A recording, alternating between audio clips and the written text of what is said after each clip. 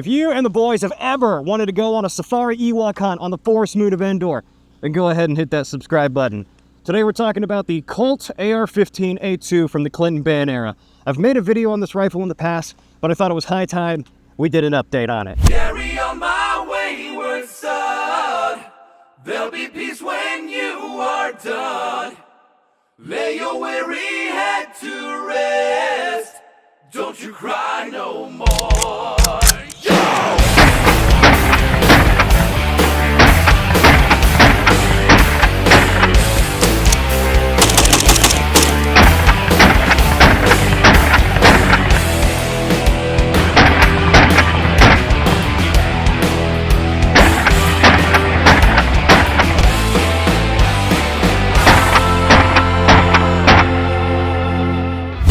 So the A2 doesn't necessarily need an introduction. I've definitely done a video on this before on the page. It was actually probably the third video that I think I did. But I'm not really happy with that video, so I wanted to go over this rifle again. This is by far one of the most important weapons in my collection. It's definitely one of my favorites, and it probably means the most to me out of the majority of my firearms. Definitely wanted to talk about this rifle again, especially now that I have it built out in a pretty cool configuration. I'm really excited to talk about this, but let's go ahead and jump into this rifle right now. So the sequel sensation that's sweeping the nation, part 2 of my AR-15 A2. Didn't mean for that to rhyme. So it doesn't really need to be said, but the AR-15 is one of the most famous rifles of all time. Specifically, this base setup right here with the carry handle and the front sight post and the fixed stock. This look in particular might be a little bit more associated with the M16, but for most people, if you show them a photo of this rifle, they're going to call it either an AR-15 or an M16. The only difference really is that this thing is not full auto. Now, a lot of you guys probably will say that there's something that we could put in here that would make it a little bit closer to an M16, but I'm actually not going to do that, and I'll tell you guys why in a little bit. But this is a firearm that probably has the most sentimental value to me in my collection. You guys know that I'm a big fan of my 416 as well as my MP5K, but this firearm right here means a little bit more, just has a little bit more history with me. So without beating around the bush too much, other than just a couple things, this is just a basic 90s era AR-15 A2 style rifle. Now, in terms of manufacturer, this thing is actually 100% made by COLT Firearms.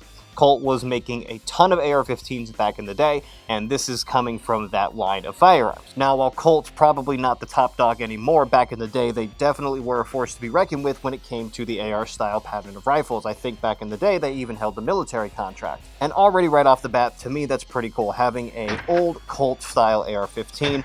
Already in and of itself makes it a little bit cooler than most of the other stuff that I have. Now, before we talk about what makes this rifle unique among ARs today, let's go ahead and just talk about what I've done to it since the last video.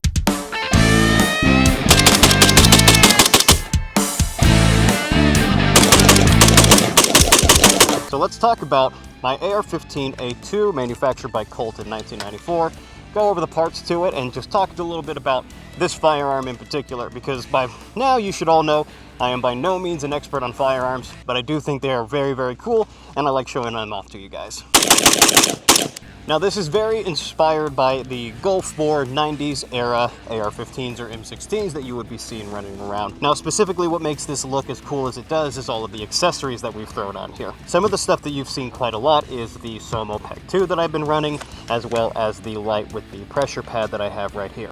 We have acquired the filmmaking. So this one does come with a green laser, which I think is really, really cool. I really, really dig green lasers. I also really like it when I can make them show up on camera. We also do have a white light mounted off to an angle down here with a pressure pad with some 100-mile-an-hour tape taped to the handguard. Now, a lot of people have asked how I have mounted these things, and it is ghetto rigged to hell. So basically what I ended up doing is I ended up taking apart the handguard, and basically what I did is I took some MOE screws and I mounted an MOE Picatinny rail up to the top, because the MOE, you know, the back sides are really, really thick, so they will mount inside and they'll, you know, sit flush and they'll keep it tight. Will they keep it zero? Probably not, but I'm not really concerned about that. I'm really just concerned with the aesthetics of this thing. Aesthetics. One of my lights went out. That's lovely. We are also running a variety of mags. We have everything from Duramag to USGI mags to even a couple of authentic 20-round Colt magazines. You guys have seen these plenty on the channel before.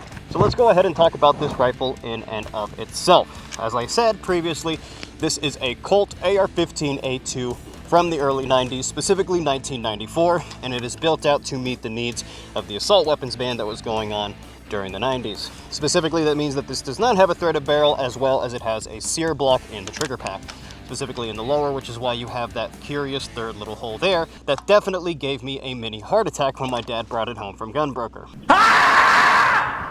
But that's the gun at its base form. As you guys know, this is just a standard semi-automatic AR-15 with a 20-inch barrel with the A2 carry handle, A2 stock. This is an A2 specific rifle, so there's nothing really overly crazy about it, obviously, other than the non-threaded barrel and the sear block. This thing has Colt markings out the wazoo. We are definitely seeing some Colt markings from the barrel to the upper to the lower. Even inside on the lower on the sear block, you do have a little Colt stamp there. So this is through and through 100% a Colt rifle. But the main thing that I was really excited about was the Aimpoint 1000 optic. This, I've definitely gone down a rabbit hole of retro aim points. In terms of red dots, they're sort of the OGs when it comes to a lot of this, at least as far as I am concerned and from the knowledge that I have. But this is a really cool optic. It also still works. It is not just for looks, and I actually can get a good sight picture from inside of this helmet. Get in, bitches, we're going shooting. Or shopping, I mean.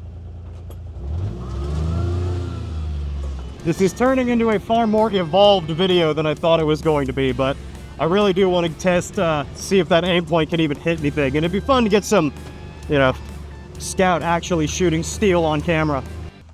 Do I have enough money for steel targets? No, but what I do have is this. And this'll do for now. Usually on the forest moon of Endor, it's really good to, you know, have ammo. So usually with our teddy bear combatants, your engagements are going to be within 15 to 50 yards. So I figured we'd just go ahead and set one up at about 25 and see if we can even hit anything.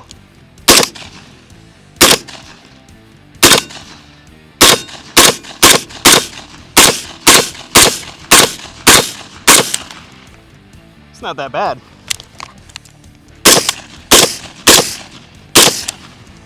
Probably a little bit low, but I think we're in the ballpark.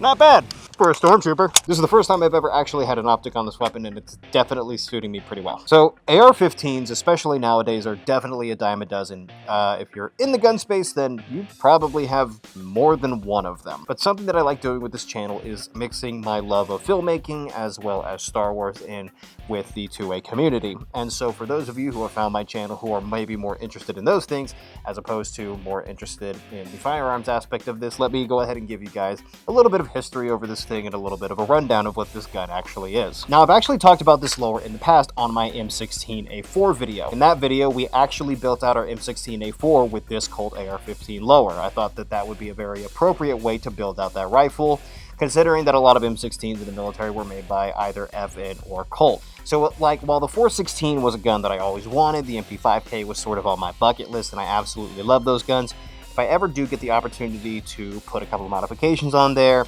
you know, put a different muzzle device on the barrel, put a different trigger in there, I'm absolutely going to do that because I kind of either, you know, assembled those guns or I was already planning on modifying them in one way or the other. This thing, I absolutely do not want to do any of that too. And the main reason why is that this rifle was a gift from my father. I am your father. Specifically, this was his gift to me for graduating college. I'm more than willing to put on a bunch of accessories, but there's just something about modifying the internals of this thing or threading the barrel that really just doesn't speak to me. Which I don't know what's worse, the fact that Scout has a degree or that he won't thread the damn barrel. You maniac!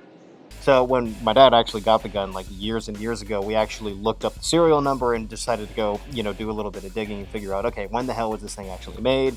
Because at the time, we didn't know what any of this meant. Like I said, my family is very artsy. We were not very gun. It was actually very strange when my dad told me that he bought an AR-15. I was sort of taken aback by that fact. But I'm glad he did, and I'm very grateful that he decided to end up giving it to me, especially as a gift for graduating college. Definitely speaks to me. He is getting up there in age, and so I really do appreciate it. And so this is sort of my way of memorializing it. So he's... Try to be cool. But once again, Guys, I do appreciate you guys taking the time to check these videos out. It definitely means a lot to me, and it definitely helps us make more videos like this and showcase more cool and unique firearms from history. So that's going to be it for today, guys. I've got nothing else for you. I'll see you in the next one.